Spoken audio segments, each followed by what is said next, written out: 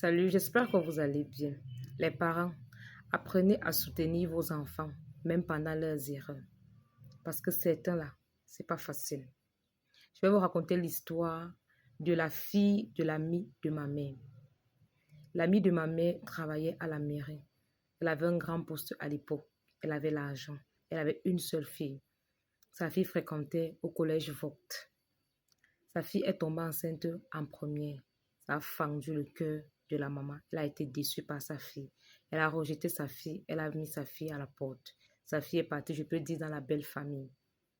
Elle a commencé à s'investir sur les enfants de ses sœurs, payer les concours, les voyages, les études, tout ça. Elle a délaissé son enfant.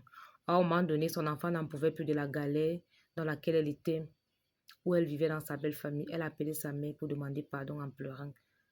Sa maman a accepté, elle est revenue à la maison. Mais elle ne savait pas que ça devait peut-être être pire. Sa mère l'insultait matin, midi, soir. Tu as pourri ton avenir. Tu es parti porter la grossesse d'un collégien comme toi. Tu n'as pas honte. Tu ne vois pas loin. Tu es une pétasse. Dit sa mère l'insultait tellement.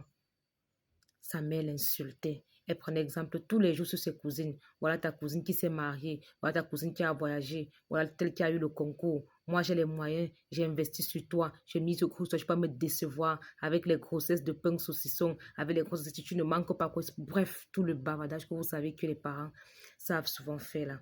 La fille est restée tranquille. Elle a eu le bac, elle a eu la licence, elle a eu le master 1, master 2. Elle a commencé à faire les petits jobs, à travailler. Et sa mère était toujours en colère. Ma mère parlait de ça à la maison matin, midi, soir. Que ouais, la femme s'y baisse même le cœur sur ta fille. L'enfant reste l'enfant. Sa mère n'était pas là. La fille a trouvé le travail seule. Elle a trouvé le travail seule. Alors, ses cousines, à un moment donné, donc les nièces de sa mère, elles étaient déjà en âge de procréer, mais il n'y avait pas les enfants. C'est avec le temps qu'on s'est rendu compte que par rapport à la réaction que la tante avait eue, quand les cousines ont vu ça, elles ont décidé d'avorter. Elles ont commencé à avorter pour être situées, pour avoir un bon travail, pour voyager ou pour avoir un bon mari. Parce que moi, je me dis que la femme là voyait que sa fille devait se épouser peut-être que l'enfant d'un ministre. Donc, du coup, les cousines ont commencé à avorter, des trucs comme ça là. Avec le temps, on s'est rendu compte qu'elles ne peuvent plus procréer. Certaines, quand même, ont fait des enfants. Avec le temps, maintenant, la femme là était tombée malade. Elle était tombée gravement malade. La maman là, elle est tombée gravement malade. On parlait du cancer de foie, d'après ce que la mater m'avait dit. Mais avant qu'on arrive à cela, elle a fait beaucoup d'examens. Donc, ça a mis du temps pour qu'on dise que c'est le cancer. Tantôt même, elle partait dans les prières, les trucs comme ça ne donnait pas. On nous a dit après que c'était le cancer. Alors, c'est sur le lit de la maladie que cette femme prend conscience que elle a passé son temps à faire du mal à sa fille. La seule fierté qui lui restait, c'était sa fille et son petit enfant. Il peut dire son petit-fils.